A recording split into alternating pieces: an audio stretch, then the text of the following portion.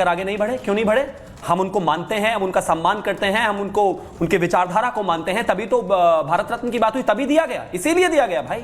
आप नहीं मानते थे, इसीलिए आज आपकी स्थिति ये है। दूसरी बात एक और, कांग्रेस वाले बात करेंगे ये सोरोस की फंडिंग पे पलने वाली पार्टी बात करेगी जयप्रकाश जी की, जिन्होंने अत्याचार किए उन पर, जो हालात उनके हुए जीवन के अंतिम समय में क्या स्थितियां रही, मैं नहीं बताना चाहता, मैं नहीं जानना चाहता किस तरीके से सदाकत आश्रम में उन्होंने आखिरी समय बिताया और बहुत सारी चीजें इस तरह की रही। मैं नहीं कहना चाहता कि किस तरीके से उनको जेल डाला गया, मैं नहीं कहना चाहता कि किस तरीके से 1948 में उन्होंने जो है ये कहा नेहरू को कि गांधी की जो विचारधारा है उससे अलग कांग्रेस पार्टी चल रही है, इस वजह से वो विरोध में रहे। किस तरीके से वो नेहरू के तो विरोध में रहे लेकिन इसके बावजूद वो इंदिरा जी की सरकार के विरोध में भी रहे, उसके भ्रष्टाचार के विरोध में भी रहे, उसके परिवारवाद के विरोध में भी रहे, उसके खिलाफ आंदोलन भी खड़ा किया, उसके खिलाफ फिर जो है उसकी सरकार भी गिरा दी। सरकार गिराने के बाद जब मुलायम सिंह यादव जी, लालू प्रसाद यादव जी, तमाम इस तरह के नेता निकले, क्या ये जेपी की विचारधारा है? इन्होंने कहा जेपी की विचारधारा, उनका पहला सिद्धांत है जेपी की विचारधारा का कि परिवारवाद नहीं होना चाहिए। इन्होंने कल 6 टिकट अनाउंस करी है, मैं 10 सेकंड दीजिएगा, मुझे पढ़ देता हूं। करहल में भतीजे तेज प्रताप यादव को इन्होंने टिकट दे दिया, अखिलेश यादव जी ने, परिवारवाद। उधर से वो मुलायम सिंह यादव, लालू प्रसाद यादव जी के दामाद भी है। शीशमाऊ से इरफान सोलंकी की धर्मपत्नी को टिकट दे दिया इन्होंने। इसके अलावा मंजुआ से ज्योतिबिंब को दे दिया, पूर्व सांसद थे, उन्हीं की पत्नी को। कटेरी से इन्होंने लालजी वर्मा जी की वाइफ को टिकट दे दिया। अरे पूरा तो परिवारवाद है, ये जेपी की विचारधारा नहीं है भाई। जेपी की विचारधारा घोटाला करना नहीं थी, जो जेपी की विचारधारा परिवारवाद को बढ़ावा देना नहीं थी। सामाजिक न्याय ये नहीं होता कि उत्तर प्रदेश में जो है 5 यादवों को टिकट मिले, पांचों के पांचों एक ही परिवार के हो जाए। उपचुनाव में भी अभी ऐलान किया है, उपचुनाव में भी, और यही बात वो कह रहे हैं, शिवम त्यागी कह रहे हैं। अजय जी आप आज 6 में से 5 परिवार के टिकटों को दे दिया। डॉक्टर खान आपके पास आ रही हूं, लेकिन पहले मैं अजय जी जरा बताइए, जो परिवारवाद को बढ़ावा देंगे वो जेपी की विरासत को कैसे क्लेम कर सकते हैं?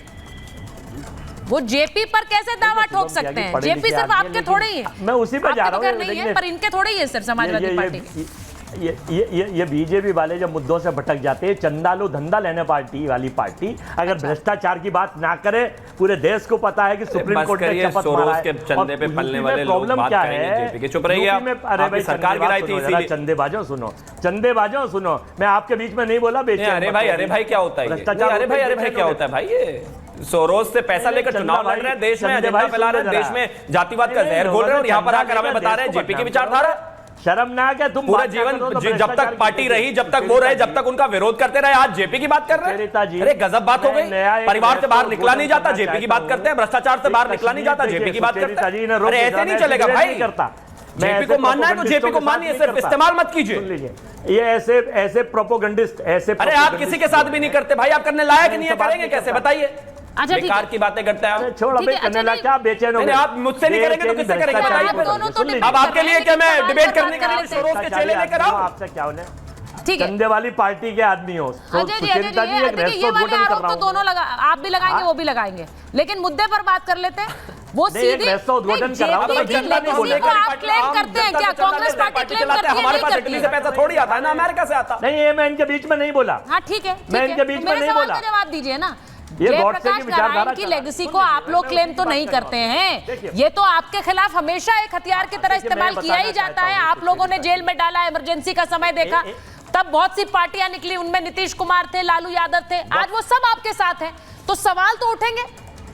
देखिए, इमरजेंसी इंदिरा जी के टाइम में उस समय की मांग थी।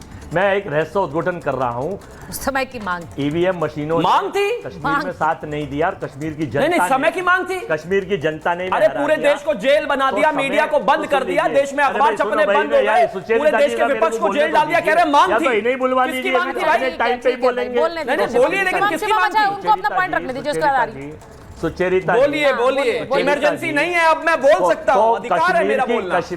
सुचेरिता जी, कश्मीर की जनता ने सीना साहब को भेज रहे हैं, और सीना साहब यूपी के मुख्यमंत्री बाय इलेक्शन के बाद होने जा रहे हैं। योगी को ये प्रॉब्लम है, नोट कर लीजिए मेरी बात कीजिए। योगी जी को ये प्रॉब्लम है, वापस आइए, कि सीना साहब योगी उत्तर प्रदेश के मुख्यमंत्री होने जा रहे हैं, और मोदी जी ने और अमित शाह जी ने तय कर लिया है योगी जी को हटना है। जयप्रकाश जी पर बात कर हंसेंगे, अभी पॉलिटिकल फुटबॉल बन रहे इधर से उधर।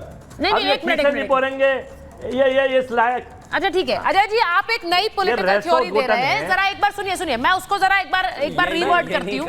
आपने एक नई पॉलिटिकल थ्योरी दी है कि जो एलजी हैं मनोज सिन्हा, उनको उत्तर प्रदेश का मुख्यमंत्री बनाना चाहते हैं, केंद्रीय नेतृत्व बीजेपी का, इसलिए उन्हें लाया जा रहा है। तो योगी जी को समस्या होगी, यही वाली कहानी। मैं बता रहा हूँ, बेबी रानी मौर्य गवर्नर थी उत्तराखंड की, उन्हें हटा के यूपी लाए, चुनाव लड़ाया और मिनिस्टर बना दिया। मनोज सिन्हा जी मुख्यमंत्री बनने थे योगी से पहले, वो तो बना दिया गया। अब कश्मीर ने उनका साथ नहीं दिया, तो उसका इस हंगामे से क्या लेना देना भाई? ला रहे हैं नहीं, उसका इस हंगामे से क्या लेना देना है? जो समाजवादी पार्टी के कार्यकर्ता सड़क पर उतरे हैं, उसका क्या लेना देना इस कहानी से? क्योंकि योगी जी जो चाहते हैं कि देश की सरकार ना चले, वो समर्थन गिरवाना चाहते हैं, तो इसीलिए उन्होंने सपा के कार्यकर्ताओं को सड़क पर उतरवा दिया। वो चाहते हैं कि केंद्र की सरकार ना चले, तो सपा के कार्यकर्ता सड़क पर उतरो। 10 सेकंड अभी चंदालो धंधा वाले पार्टी के प्रवक्ता कह रहे थे कि सांप ततैये बिच्छू नेवले वहां है, कीड़े हैं, तो इन्होंने पाल रखे हैं, तो उन्होंने पले हुए बिच्छू भेजे हैं अपोजिशन के ऊपर ताकि जोर लगे और सरकार गिरे, और इन्हें मुख्यमंत्री से हटना है, बाया इलेक्शन। इसका कोई तर्क नहीं है, क्योंकि ये वाली थ्योरी जो अजीज खान साहब दे रहे हैं, मोदी वर्सेस योगी वाली थ्योरी जो अजीज खान साहब दे रहे हैं, ये अखिलेश जी ने भी पहले बोली, लेकिन आप जो थ्योरी दे रहे हैं वो मुझे समझ नहीं आ रही। एक मिनट, मैं अजीज खान साहब के पास एक बार जाती हूँ। अजीज खान साहब, सपा के कार्यकर्ता क्या योगी आदित्यनाथ के इशारे पर काम कर रहे हैं?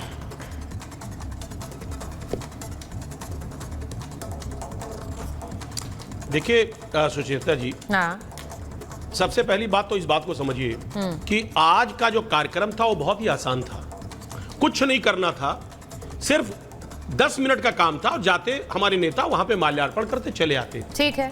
शाम से टीन सेट लगाया गया, रातों रात टीन सेट लगाया गया, वहां लिखाया गया पेंटर से, आपने भी दिखाया कि साहब निर्माणाधीन है। अब बताइए ये सब झूठ करने की क्या जरूरत थी?